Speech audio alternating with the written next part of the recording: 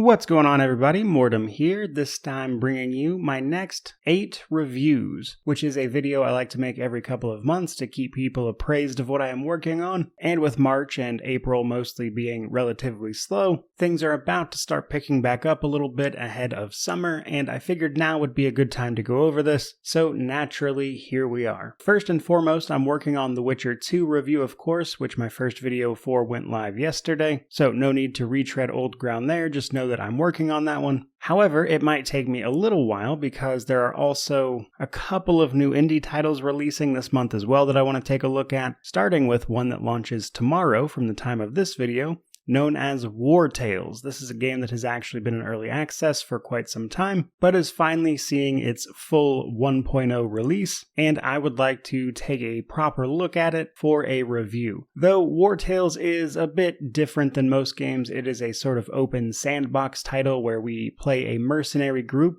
solving various scenarios across the land, and it's the type of game where there's not so much a main story as the story that you make for yourself. So that'll be an interesting one to review, and we'll be talking more about this one here pretty soon. Following after that, we have another indie title releasing later this month called Strayed Lights, which is a much more artistic game that sees beings made of light being corrupted and then liberated from said corruption, all while you fight your own demons, as the game describes it, while trying to bring balance back to the rest of the world. And this is done through a rather interesting combat system that leans pretty heavily into parrying, and while it certainly remains to be seen if this game can do anything truly unique, I think the art style is definitely very interesting, which is why I'm planning on taking a look at it. But then afterwards we'll be on to the much more hotly anticipated games, shall we say, with Star Wars Jedi Survivor launching towards the end of the month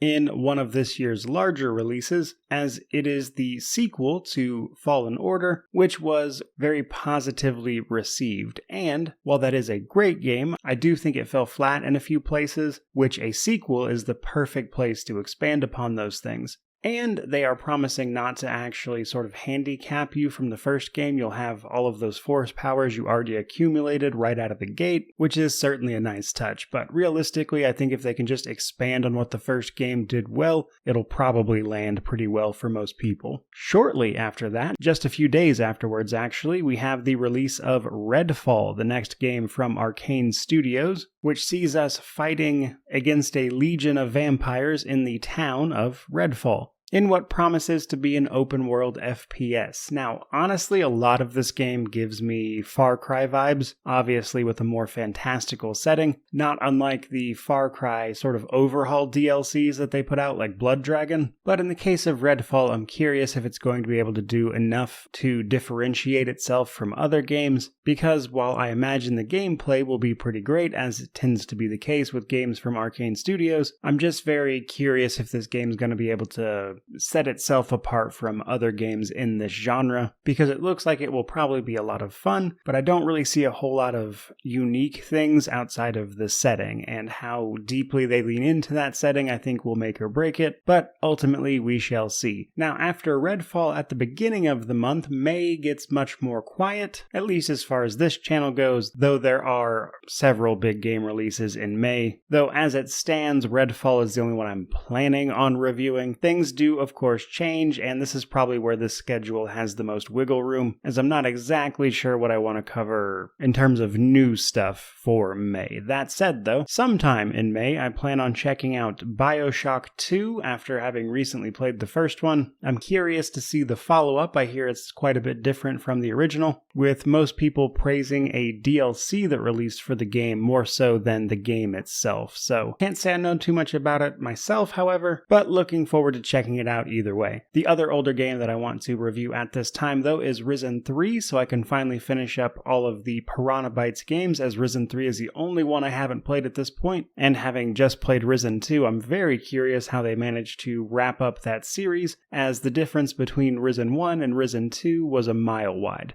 Though it's my understanding that Risen 3 is a sort of blending of 1 and 2. And then, last but not least, we have Diablo 4 right at the start of June. This one's going to be a little weird for me because while all of my reviews tend to be reviews after 100%, Diablo 4 probably will not be, simply because of the way that game is going to work, as it's kind of an MMO, meaning that the concept of 100% for a game like that is nebulous at best. So what I will likely do is play that game through to the end game, get myself acquainted with it, and then do a review for the launch of that title. And then as the game gets updated and progresses, I might cover it over a period of time. While I do plan on covering it, just by the very nature of the type of game it is, will be a bit different from my normal coverage, so wanted to mention that here. After that particular release, things get much more ambiguous, with the rest of the releases for the year not really having a lot of hard and fast dates outside of a couple of titles. So this is about as far as my current planning has taken me.